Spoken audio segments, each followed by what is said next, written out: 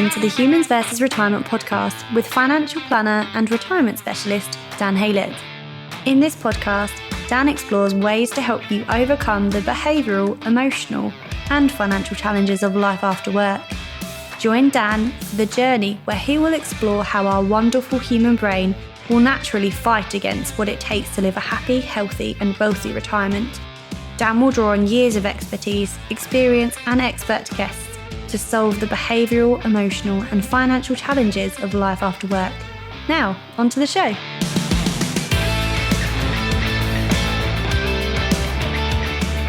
Hello and welcome to the Humans vs. Retirement podcast. I'm your host, Dan Haylett.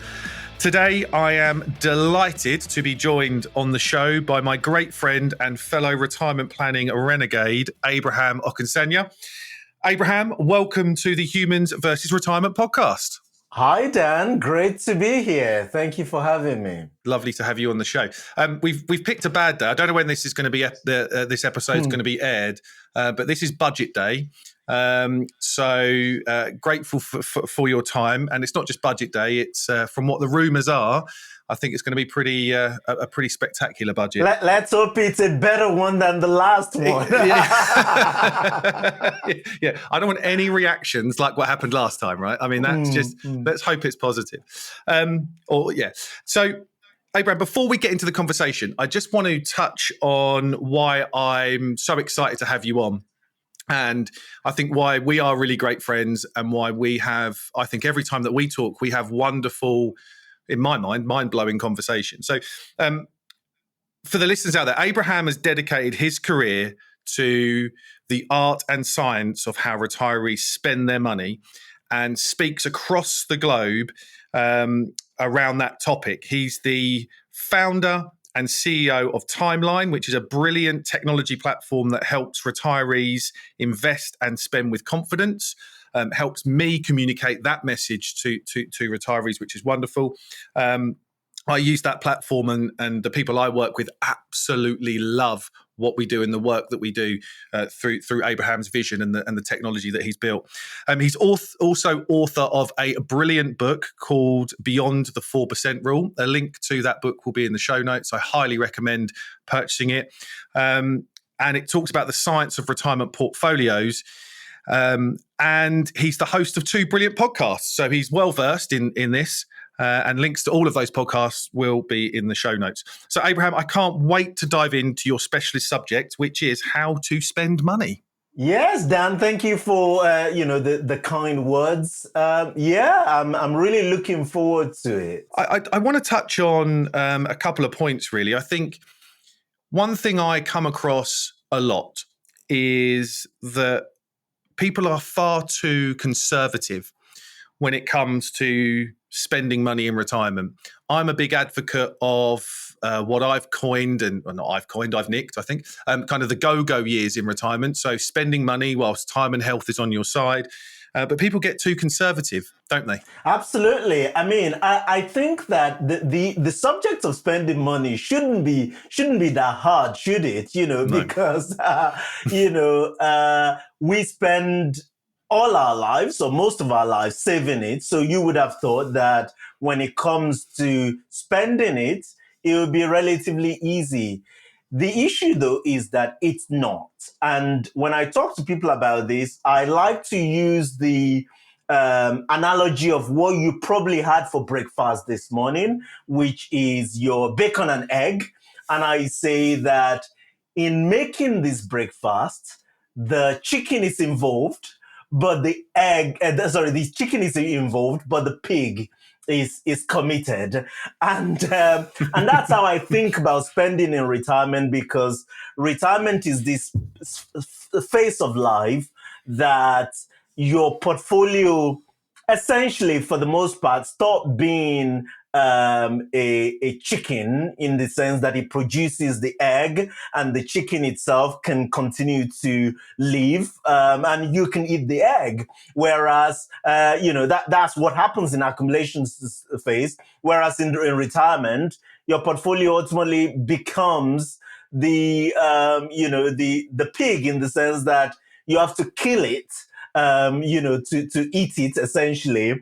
And ultimately, the challenge is making that portfolio last the rest of your unknown life, so to speak. And that's very challenging. And that results in this problem that we find, that people tend to be overly cautious, for not necessarily unduly, because you have unknown lifespan, right? You don't know how long you're going to live for. You don't know what investment returns are going to be in advance.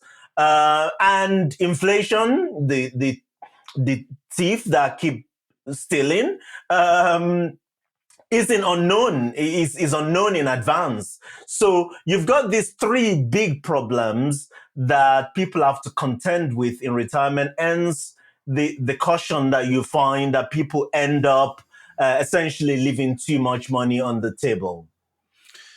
I think it's such an important point. There are so many unknown unknowns that we just don't know about. Does that make sense? I think, and those three things are really important. I think the reason why we exist in our profession and we do what we do is because people don't know the day they're going to die.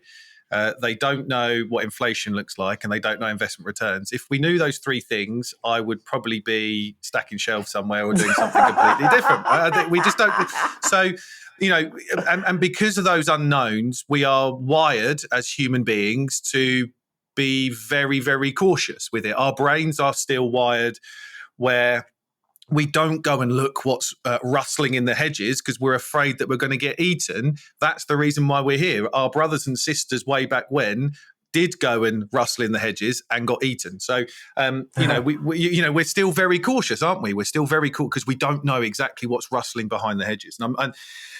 But we must learn from history, surely. So you wrote a wonderful white paper that I'm going to put in the show notes that talks about a couple of things, and let's touch on that. I think we all believe, I think, that we have to make sure that we believe that spending in retirement goes up every year. But that's simply not true, isn't it? Yeah, it's not. I mean, the original. I remember essentially throwing my toys out of the pram in the early days. When I read all these industry article, they're not research based in any way. That basically talks about the U-shaped spending in retirement. In other words, it says that, think of the first 10 years of your retirement. For instance, they say, well, you spend a lot of money, right? And then it says, well, that your spending gradually declines in the mid phase of retirement. And then it says that it goes back up again later in life. And I was reading this and I'm thinking, no, it doesn't. And you read a lot of research, both in the UK and in the US, and indeed down under in Australia, that basically looks at expenditure pattern in retirement, and it says that, well, the idea of U-shaped spending in retirement is a mirage, that it doesn't exist. And that what you actually find is more like, a gradual decline in spending in real terms as people get older. And we've coined, this phrase that people talk about, which is to think about retirement in 3 stages or 3 phases. Which is to say, well, there is the, go phase, which is when you're active and you can go out there and you can still travel the world and spend a lot of time playing golf. I know you're a big fan. That's my retirement plan right there, Abraham. Right. That's it. Yeah. And then that you will spend a lot of money in that phase of retirement. And then to think of the, the go slow phase, which is, when you're probably not as active and your spending would decline a little bit. And then you think of the no-go phase, which is essentially when you're not, you're largely sedentary is the wrong phrase, but you're not as active, and then spending declines. So ultimately, what you find when you look at the research is, broadly speaking, a slow or gradual decline in spending by about 1% a year. Now, it might change, for every single individual. Broadly speaking, people talk about healthcare needs, rising later in the retirement. What research shows is that, yes, healthcare costs rises in later life, but that's essentially, essentially counteracted by the fact that you're not spending as much, if anything, on leisure later in life. And then, of course, let's hope that the budget today will come up with some sort of permanent, I dare say, solution to how the government bridges social care spending, for people in retirement. But that's what the research says broadly, that spending declines progressively in retirement. One thing I should add, there is a new paper recently published by the IFS that looks at this, and they make the case that actually they're using, they look at shorter periods for people, and they make the case. So they're looking at, 5 to 10 years rather than a 30-year period. But they make the case that the decline is not as much as we think it is. So not as much as 1% decline a year from age 65. It might be less, but again, I am for now taking that with a little bit of a pinch of salt, because when they do look at cohorts of people, so when they look at people, let's say between the ages of 80 and 87. Those people tend to spend less than people within the ages of 70 to 80, and they spend less than people in their 60s. So the fundamental thing is that the best data that we have so far tells us that spending isn't stable throughout retirement. It's not U-shaped spending. It's actually a gradual progressive decline in real spending and in retirement. And I think that's really, really important to understand, isn't it? Because, we all know that inflation is the biggest threat and enemy to someone's retirement, retaining the purchasing power. But we have to frame that, don't we? We have to retain the purchasing power of different sets of expenditure needs, right? We don't have to retain the purchasing power of a £20,000 holiday budget a year. So, and I think that's where this, where the work that we do is eye-opening for people, because we, when you take that out and then you look at some other things, and then you take out the gifting, and you take it, and you kind of end up towards later life that you are talking about heating and eating costs. And then you mentioned care, which is really interesting, because then I think your phrase you use in your white paper, which I absolutely love, is kind of the worrying spectre of unmanageable care costs, somewhat of a bogeyman, right? I mean, it's a wonderful phrase. We have this real kind of, I need £300,000 in the bank at age 85, just in case I need to go into care. Well, the research says if you get into that point, you're probably going to be only in care for 8, 9, 12 months anyway, right? Maybe 18 months max.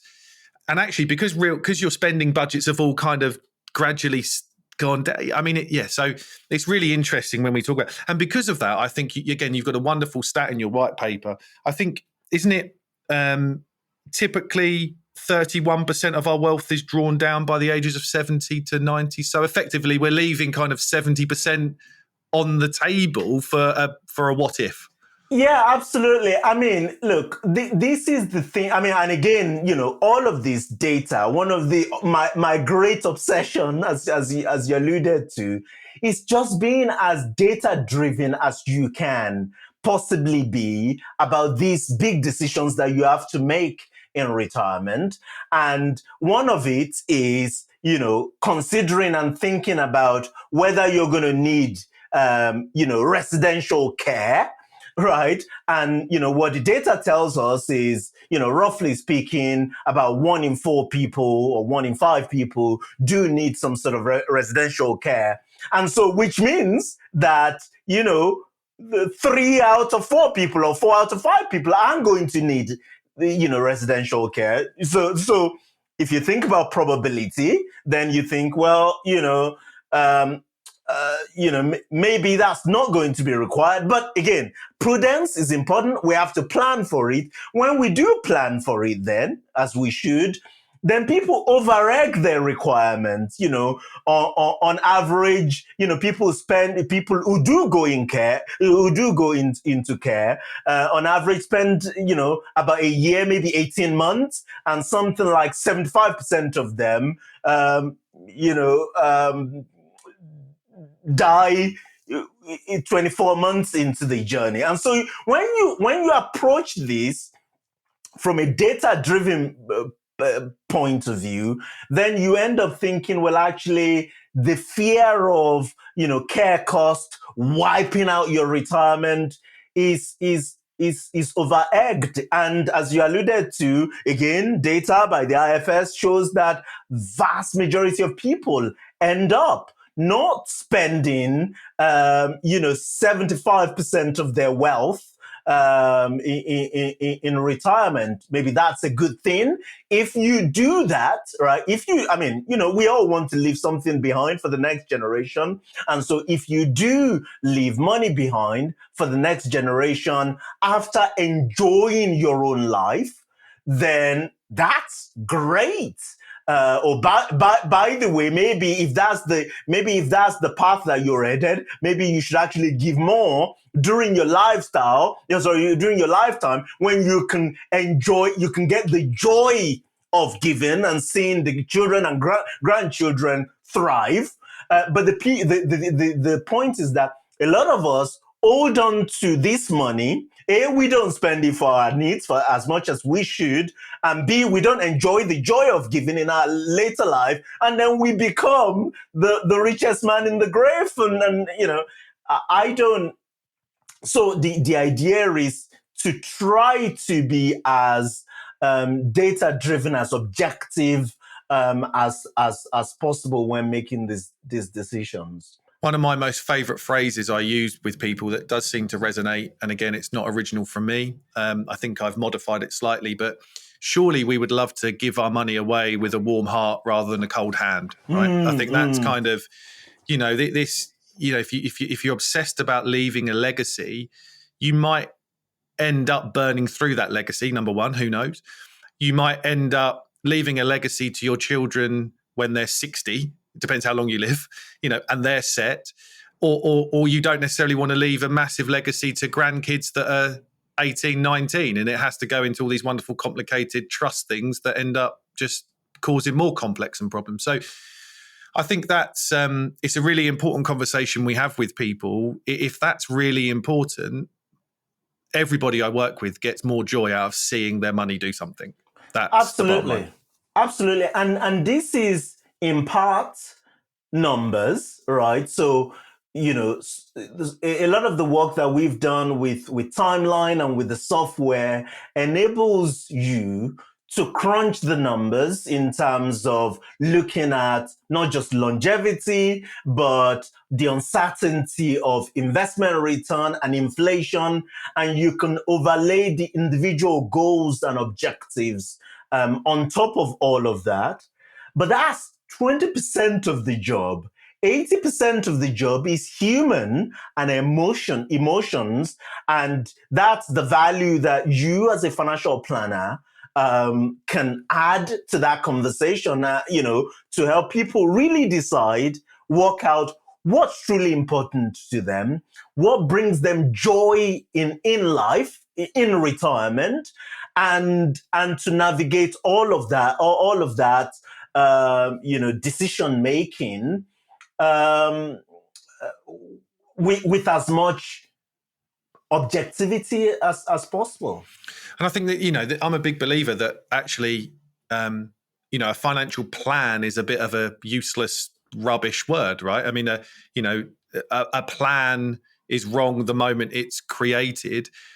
Planning and guidance is the thing. What we want to spend our money on the moment we leave work is going to be very different to what opportunities kind of come our way throughout the journey of retirement, and it's going to be very different to what we might want to spend our money on in 5 years' time. And I think that's where the numbers help, but the emotions and the behaviors that we exhibit during our retirement is so important to understand along the way. It's not something you can kind of do in one hit and then leave it and then kind of go on that journey, because that journey's wrong. So I think it's really important that we have those ongoing conversations around how you want to align your money and your time with what's most important going forward. And that changes as we progress through life. It's incredible. You have, when you think about this, maybe you have 4 P's in this. I know you're a big fan of, this type of things. Like you have the people or the person involved, all of their emotions and, baggages and their history. You have their purpose. What is it that they really do want to achieve out of life, out of retirement? Then, we can talk about the plan or the planning. And then you have the portfolio. The problem we have, you see 5 P's there, right? The problem we have is that we kind of put, our industry, wider industry, not just the profession of planning, but, the wider industry, and the government to an extent, we put the portfolio first. Most people don't have a plan. There isn't detailed conversation about purpose, and very, very little attention is paid to the individual or the person's, behavior. And so your job, the way I see it, is helping people, put the right things first in these conversations. Do you think one of the problems with this could be that, and again, this is just thinking out loud here, do you think one of the problems could be that people haven't really defined their purpose and their passion, and therefore they step into a retirement either forced or they feel like they have to, or whatever, they get to a point where they step back, and because they haven't done the soul searching, and it is soul searching because I do this with everybody I work with, the soul searching about what's important, what purpose is, what passion is, what you want to spend your money on. Do you think that's a reason why they don't spend enough? Because they just haven't really figured out what to spend it on, and they just carry on doing what they did whilst they were working? Well, let me flip the question. I'll be the one to answer a question with a question. When was the time at any point in your life that someone actually sat you down and said, what do you want out of life? Never. This is the thing. We go through our lives with, frankly, no one asking us that question. It's not asked in school. I'm not sure whether it should be, but it's not asked, in school. It's not asked at work. So you will, I'm sure we've had a lot of conversations about this. You would find a lot of people that you ask questions around purpose and what they want out of life, most of them will tell you you're the first person. They might have even gone out to see other financial advisors and things like that. The method and approach that you're adopting is not adopted by something like 90% of the profession. And so, a lot of people that you will speak to will say to you, nobody's ever asked me that question. And so we carry this through our lives, during the accumulation phase of our lives. And then, it becomes such a big thing, an apparent thing in retirement, because all of a sudden we have this pile of money, hopefully, we have huge amount of time. And so, retirement is a great time to revisit that.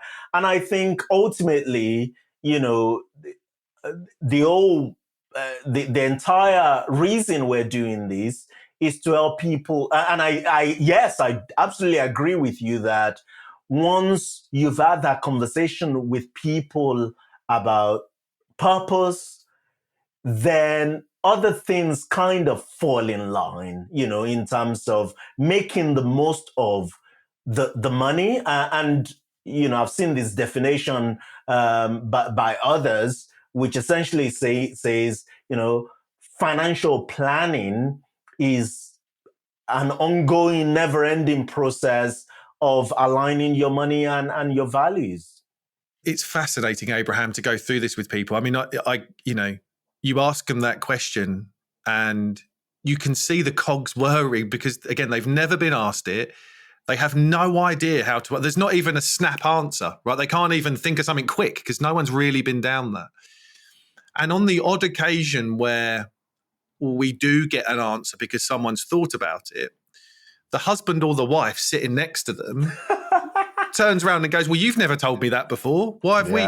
And so they might have had individual thoughts, but there's a huge amounts of research out there that says that a husband and wife or spouse and spouse assume that they're on the same page, right? They never actually have a conversation because they just assume that they're both on the same page.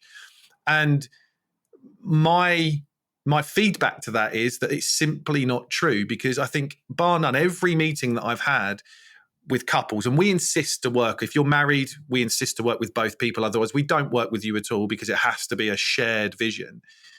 They sit in our office and have conversations that they've never, ever had before. And they get enlightened by those conversations, and those conversations lead to other conversations. And before we even get onto decimal places and success rates and pounds and investment returns, there's hours spent on this stuff because it is so important to these people. So important because they've then had a conversation they've never had. They've now got to rewind and unpack 30 years of marriage to sit there and go, why have we never spoke about this? You're over here, I'm over here. We need to now we need to have our own paths, but we need a joined up one. Otherwise, this retirement thing is just not going to work for us. This is why I believe that computer, AI, I am huge on those things, by the way. I run a technology firm. I know a few things about numbers, and, we now manage, 2 billion of assets on behalf of, financial advisors for their clients. But I don't believe for a second that, computers, technology is going to replace the role of human financial advisors in helping people navigate this stuff. We've done a lot of research. There's tons and tons of research out there on, the 4% rule, how it applies to your retirement. And there's tons and tons of data out there. But ultimately, all of that is meaningless until people have had that conversation, and facilitated by a financial planner on what's really important to them and what they're trying to get out of life. And I think that's why I'm on a mission to, alongside you, and there's a handful of other people that don't mind sticking their head out above the crowd, the black sheep. And, I talk a lot that my job is less about numbers than what many people think it is. And it's all about the human being. And I get the feedback, it feels like therapy, or this is marriage counseling, or, it's pastoral care. It's, I've loved having this conversation with you, Dan. We've got so much clarity out of it. I've not even looked at a number, right? I mean, it's kind of, and I think we all have to realize that money is the lightning rod for our emotions. We would be more comfortable at a friend's barbecue talking about our sex life than our bank balance, right? You've seen the research. So, I think we have to understand that the money is so emotional, and very, very few people. And actually, there's nowhere to unlock that, right? There's no profession that exists really to unlock that, because people still view IFAs in brackets or financial advisors as someone that's going to manage my money, and it's simply there's simply not true. I think that's the thing that gets commoditized. What doesn't is the thing that you talked about, and that is financial well-being, financial coaching, financial management, life management, financial planning. Those are the things that are really important and does change lives. Absolutely. Agreed. So a couple of points I just want to touch on, and then we'll wrap up. One thing that you mentioned in your white paper is that spending too little is as big of a problem as spending too much. I think that's really interesting. Yes, because if you a lot of the research around retirement spending, at least the mechanics of it, comes from the work by the legendary Bill Bengen. So let me tell you a little bit about Bill Bengen. Bill Bengen was he graduated MIT as an aeronautical engineer, and he was going to join the US space program.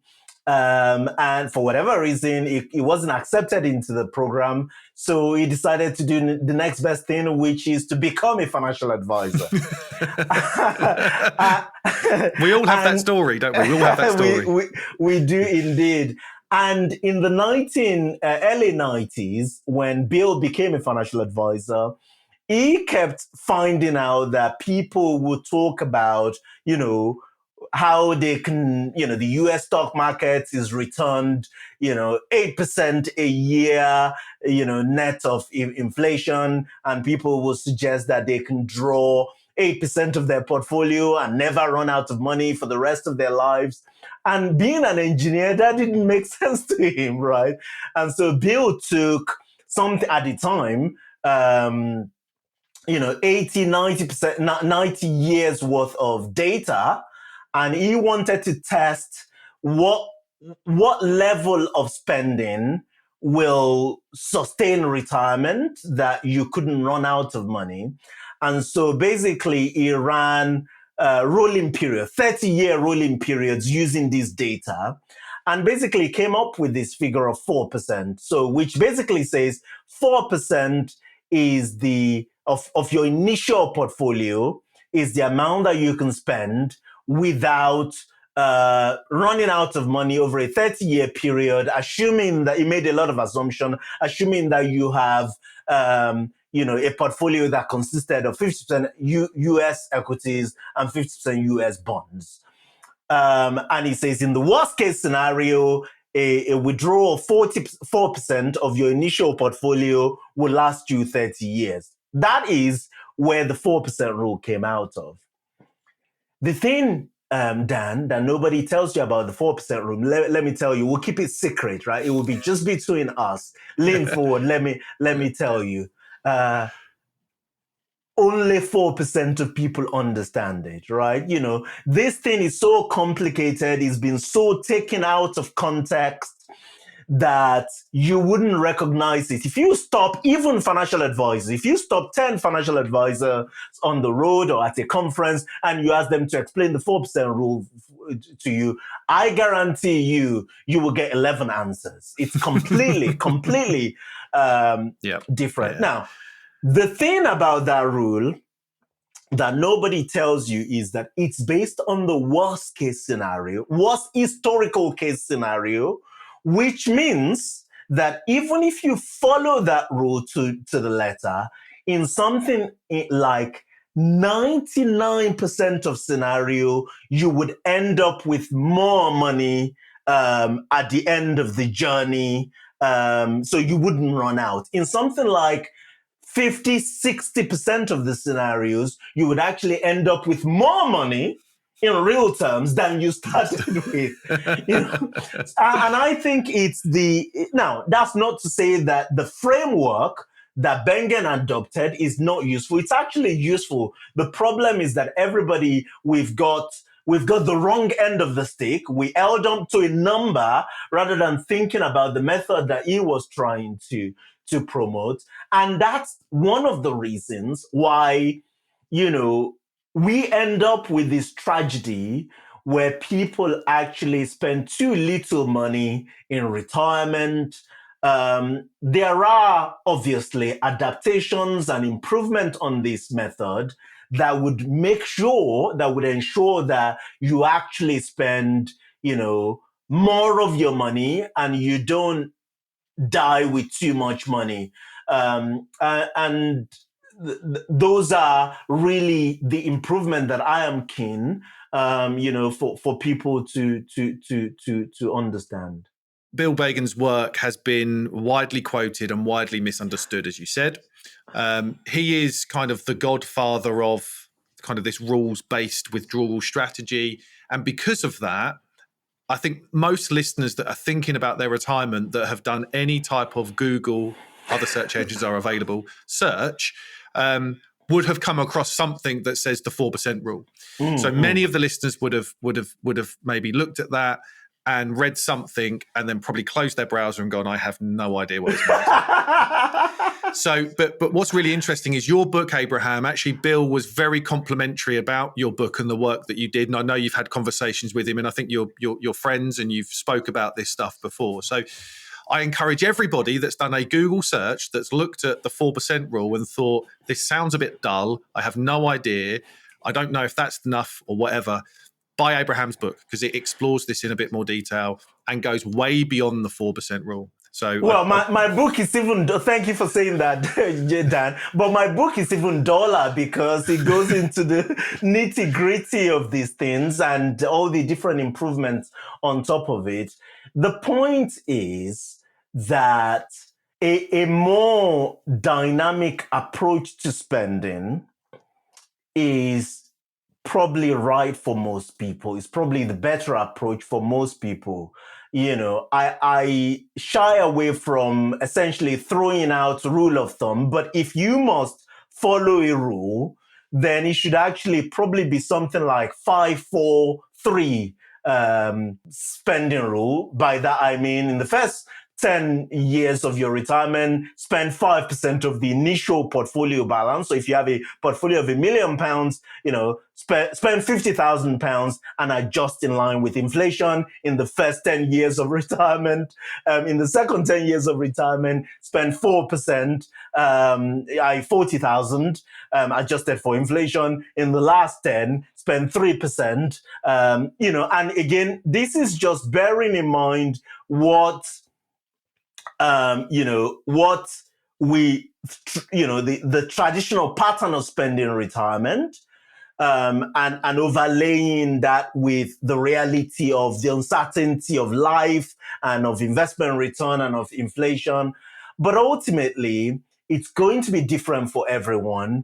The best thing people can do is to work with a financial planner who truly understands this framework. And I hate to say, not all financial advisors understand this framework, but the best thing is to find one that does.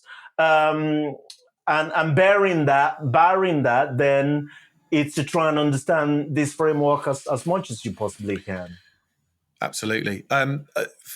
I will add some things to the show notes. I'm a big fan of guardrails. I think guardrails are a really good withdrawal strategy to put a framework. It allows you to probably have something that's north of 5% to withdraw. And allows you to bask in the glory of returns. So, let's up with inflation. And if a portfolio gets to a certain level, we're going to give you a pay rise and give you more money. And we've got some downward protection when the markets fall, probably 4, 5, 6 times over a 30-year time horizon, then we can potentially cut some of that spending.